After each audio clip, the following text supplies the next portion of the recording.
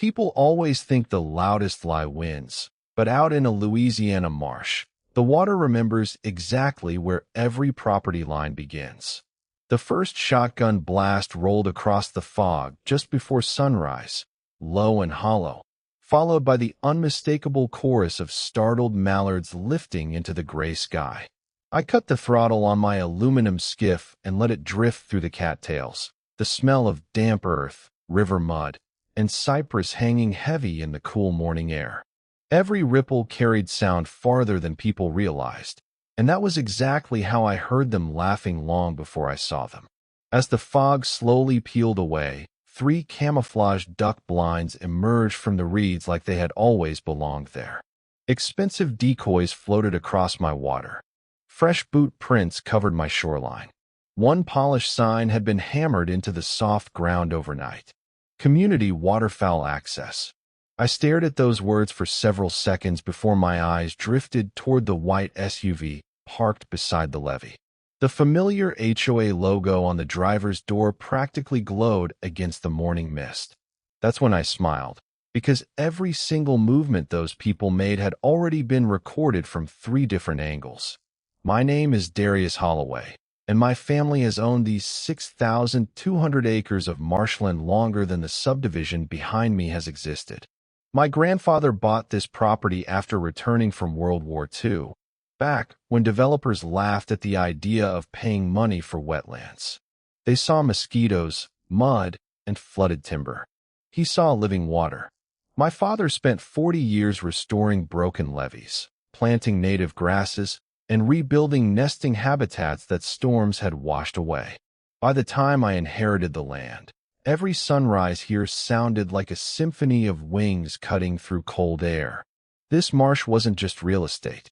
It carried our family name in every oak, every canal, every weathered dock post my grandfather had driven into the mud with his own hands. 6 months earlier, the newly elected HOA president, Celeste Waverly Ashcombe, had stood in front of a crowd wearing spotless white boots that had clearly never touched marsh soil and announced that my property had become community land through years of neighborhood use. She said nature belonged to everyone.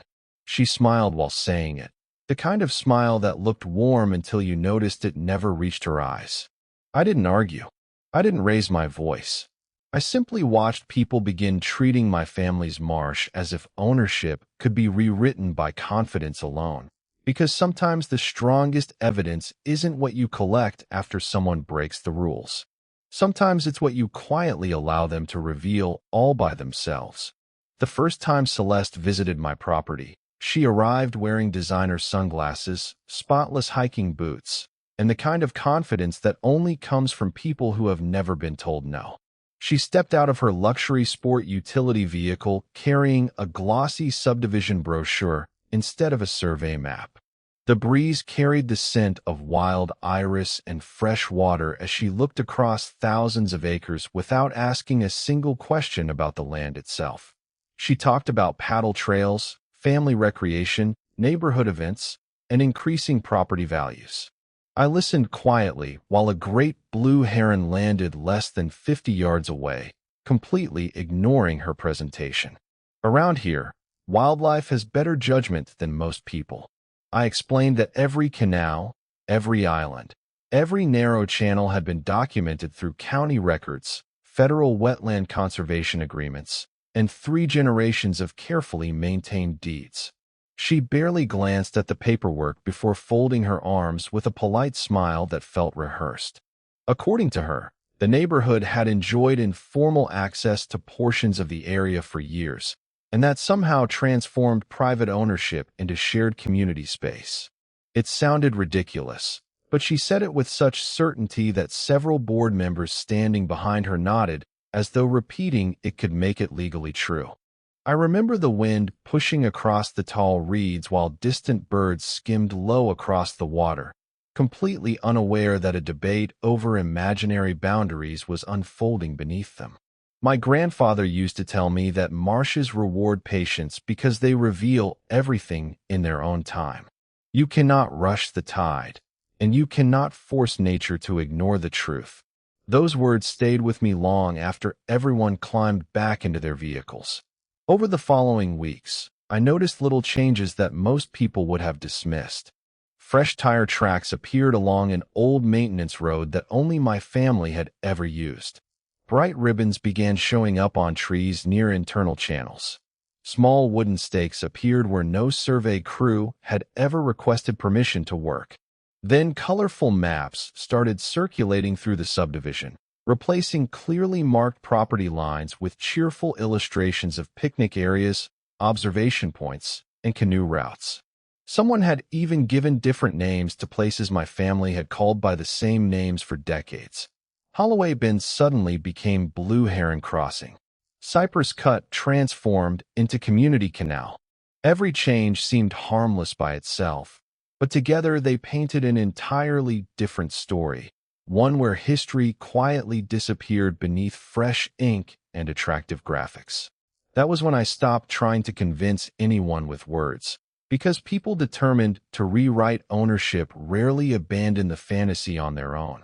They simply keep adding new chapters until reality eventually interrupts the story. Within a month, the neighborhood stopped acting like guests and started behaving like owners. Every Saturday morning, pickup trucks arrived pulling trailers loaded with brightly colored kayaks, while volunteers in matching shirts stood beside homemade welcome signs directing families toward waterways that had never belonged to them. The sound of laughter drifted across channels where my father had once counted migrating birds before daylight.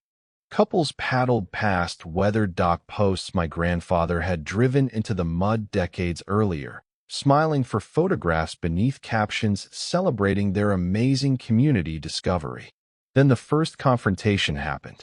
I eased my workboat toward one of my maintenance docks only to find a volunteer wearing an association badge standing in my path. He smiled politely and pointed toward a laminated sign that had appeared overnight. Community Access Dock. Residents only during scheduled events. I looked at the dock, then at the man, wondering if he realized he was asking the owner to leave his own property. Before I could answer, another resident cheerfully explained that the board had already settled the ownership issue, and that everyone was expected to follow the new community guidelines. I thanked them, turned my boat around, and left without another word. Their surprised expression stayed with me all afternoon. They had expected an argument. Instead, they received silence. That afternoon, another surprise appeared online. Real estate advertisements proudly promoted direct recreational access as one of the subdivision's premier lifestyle benefits. I recognized every shoreline, every cove, and every narrow passage featured in those glossy photographs. My phone started ringing before dinner. Local conservation volunteers asked whether I had partnered with the neighborhood. Nearby landowners wondered if I had sold access rights.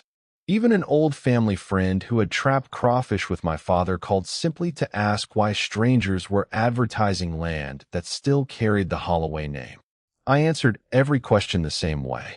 Nothing had been sold. Nothing had been leased.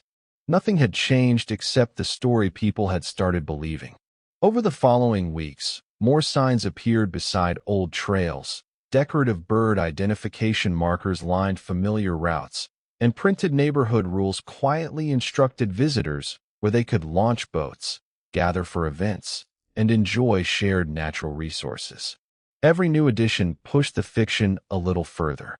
Celeste stood before the board one evening, describing the project as proof that modern communities should never allow outdated ideas about private ownership to limit public enjoyment. The room applauded.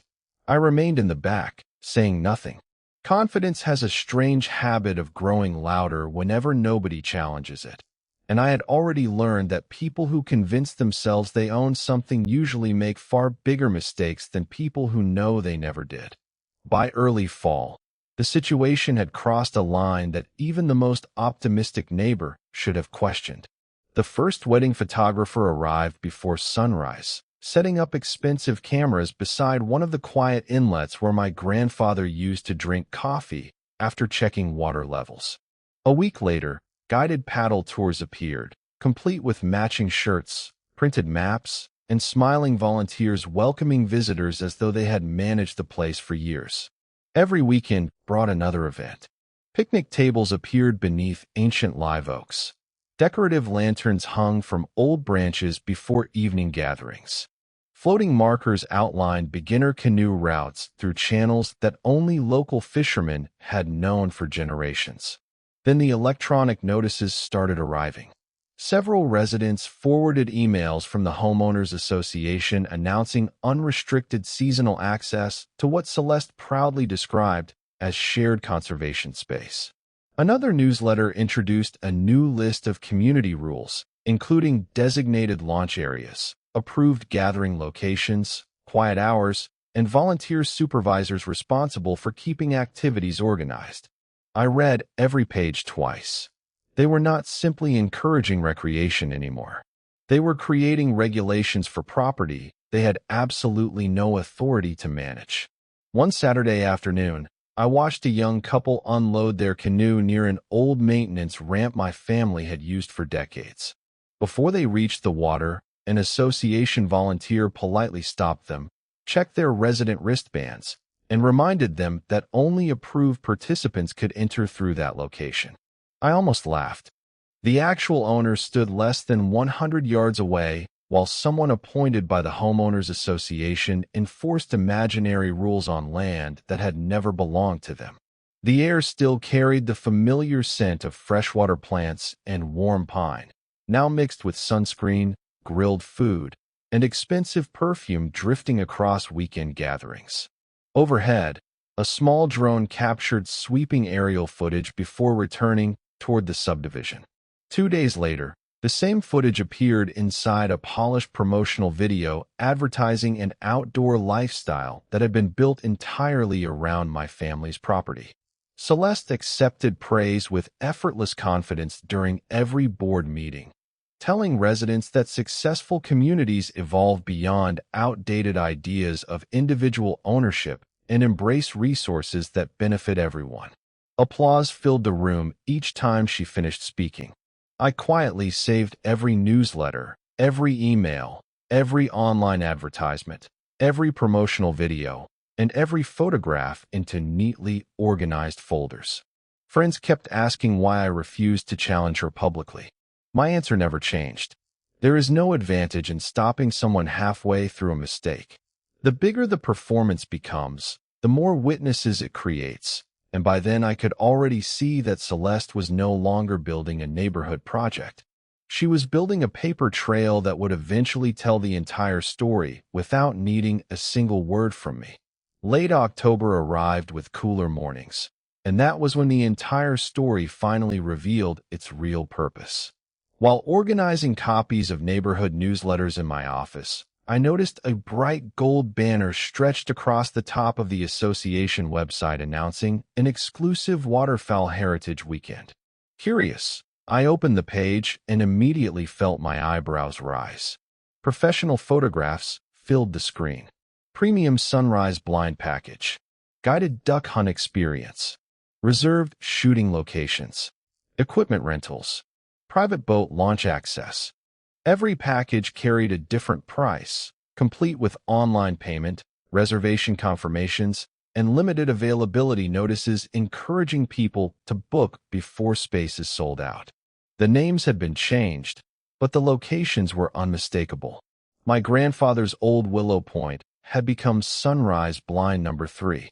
North Pocket had been renamed Heritage Marsh Basin. The narrow timber channel where my father taught me how to identify migrating birds was now advertised as an exclusive guided hunting route. They were no longer pretending the land belonged to everyone. They were selling access to it.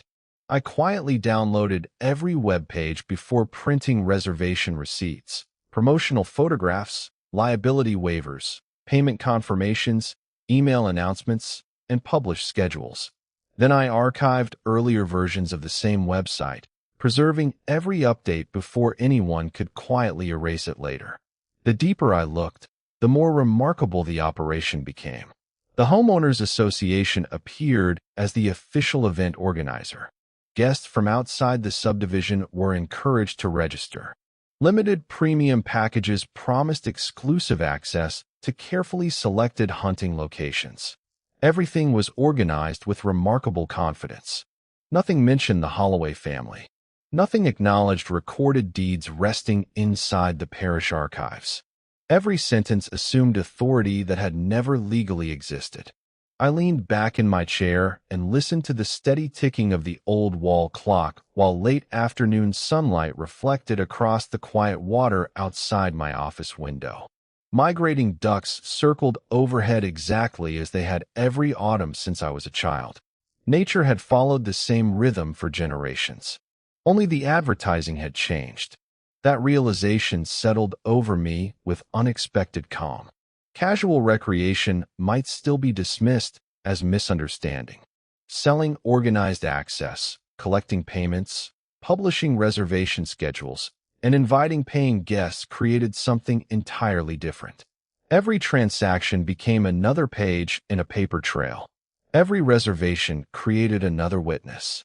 Every receipt carried another timestamp. I closed the final folder, wrote one date across the cover with a black marker, and placed it beside the growing stack of evidence.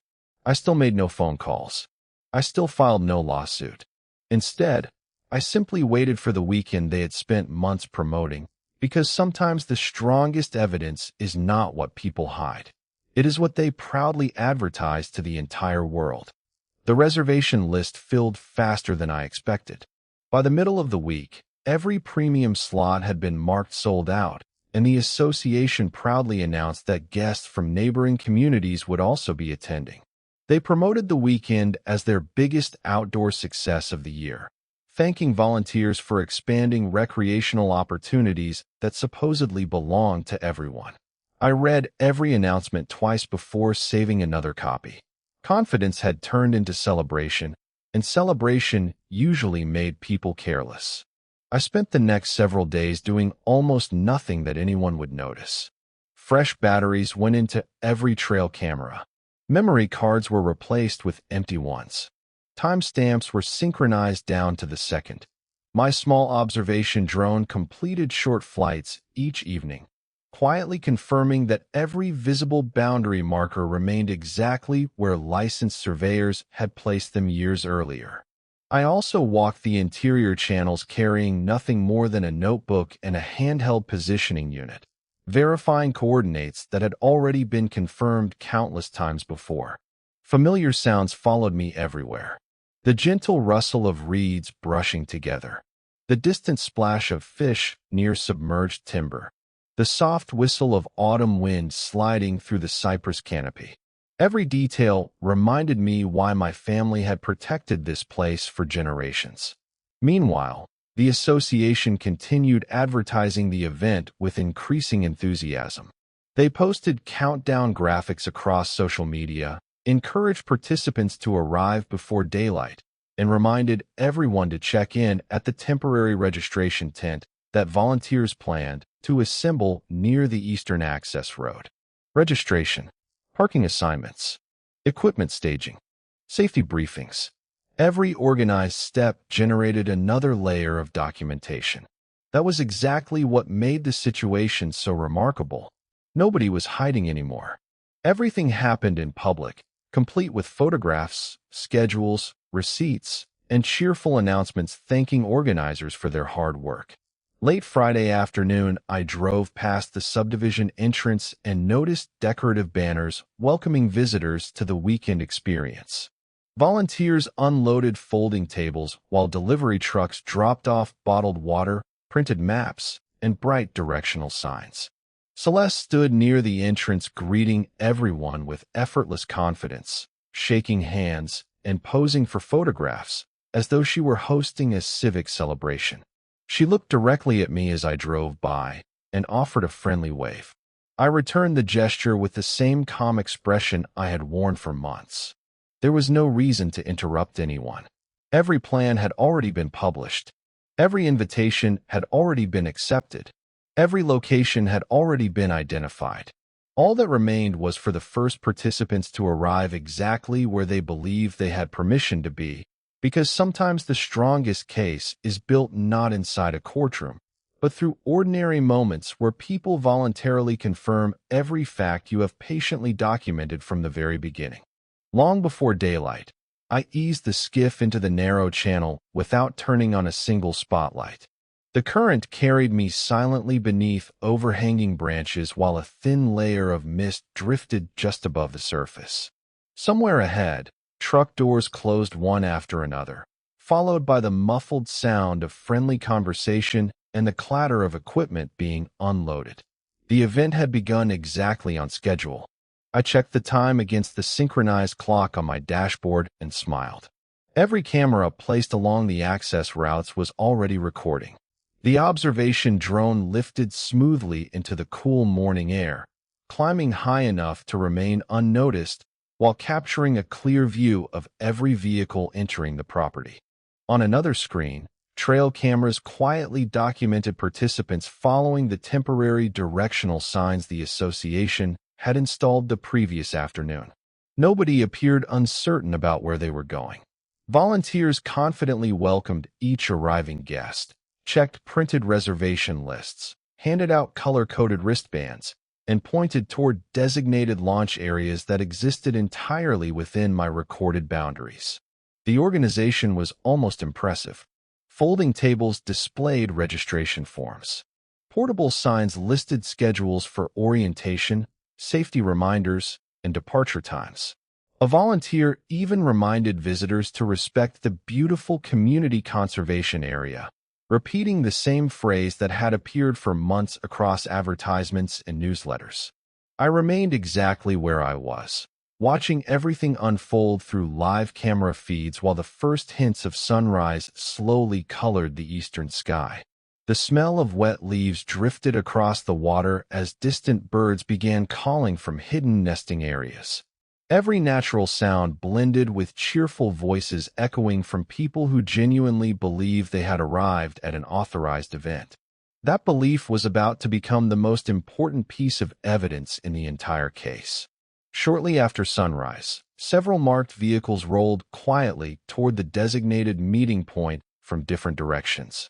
County survey officials arrived first, carrying rolled maps and certified records. A pair of state wildlife officers parked nearby, greeting one another with calm professionalism before reviewing documents I had provided earlier in the week. Moments later, representatives from the parish authorities joined them, each carrying neatly organized folders rather than raised voices. Nobody rushed. Nobody argued. They simply observed. I guided my skiff toward the shoreline at an unhurried pace, stepping onto the dock just as Celeste finished welcoming another group of paying guests. She greeted me with the same confident smile she had worn for months, completely unaware that every brochure, every receipt, every online promotion, every reservation list, every recorded route, and every carefully staged activity had quietly connected into one complete story that no amount of confidence could rewrite. The atmosphere changed the moment the survey maps were unrolled across the registration table. Casual conversations faded into puzzled silence as county officials matched printed parcel numbers with certified ownership records, each page confirming the same boundaries my family had maintained for generations. One by one, the colorful promotional maps were placed beside the official surveys, making the differences impossible to ignore. Entire sections had been renamed. Access routes had been invented. Recreation zones had been drawn across property lines that had never legally moved an inch. Celeste tried to explain that the neighborhood had simply formalized areas everyone had been enjoying for years, but confidence sounded very different when every sentence was answered with another document. The wildlife officers calmly reviewed the event schedule, the payment records, and the reservation confirmations. They compared participant lists with the advertised locations and quietly noted that organized recreational activities had been marketed and coordinated on privately owned land without authorization. Nobody raised a voice. Nobody argued. Pens moved across clipboards while photographs were taken of temporary signs, registration booths, directional markers, and promotional displays. Volunteers who had spent the morning greeting visitors suddenly realized they had become witnesses to decisions they never made themselves. Several guests looked genuinely surprised after learning they had purchased access to locations controlled by someone entirely different from the organization collecting their money. Others opened the same website on their phones, scrolling through advertisements that now carried a very different meaning. I stood nearby with my hands in my jacket pockets, listening to the gentle breeze move through the reeds while another flock of birds crossed overhead. Months earlier, I could have interrupted the first unauthorized gathering and accomplished very little beyond creating another argument. Instead, every brochure, every social media post, every payment confirmation, every event calendar, every printed map, and every public announcement had connected into a timeline no one could dismiss as misunderstanding. Even the drone footage displayed exactly how temporary signs had directed paying visitors deeper into areas identified by certified records as privately owned. The officials collected copies of everything with remarkable patience, thanking participants for their cooperation before continuing their documentation. Celeste's smile slowly disappeared as she watched carefully organized evidence replace assumptions that had carried her this far. The story she had repeated for months had depended on confidence alone, but confidence has no place on a recorded deed. By late morning, the registration tables were being packed away, temporary signs were quietly removed, and the cheerful celebration that had been advertised as a proud community tradition ended not with applause, but with the quiet realization that facts remain exactly where they have always been, even when people spend months pretending otherwise. The weeks that followed felt strangely quiet, almost as though the land itself had exhaled after holding its breath for months. Temporary markers disappeared one by one. Online advertisements quietly vanished. Promotional videos that had once celebrated unlimited public access were deleted almost overnight, although it no longer mattered because every copy already existed inside official records. The association circulated a carefully worded notice informing residents that all organized activities beyond the subdivision boundaries had been suspended pending legal review. It avoided admitting fault, but silence often reveals more than excuses ever can. Several neighbors stopped by my office during the following month, not to argue, but to apologize. Many admitted they had honestly believed the events were properly authorized because everything had looked so professional. I never blamed those families. Most people trust printed maps, organized schedules, and confident leaders. That trust belongs to the people who earn it, not the people who borrow it. Celeste resigned before the annual board election, and a newly appointed committee immediately began correcting newsletters, removing unauthorized signs, and contacting every participant who had purchased event passes. Refunds were issued. Promotional materials were withdrawn. Future projects required independent verification before any announcement reached the community. It was not revenge that changed the neighborhood. It was accountability. One crisp morning near the end of the season, I walked the shoreline carrying the same weathered notebook my father once kept inside his work truck. Fresh sunlight reflected across calm water while migrating birds settled into the grasses exactly where they always had. The old dock still creaked beneath my boots.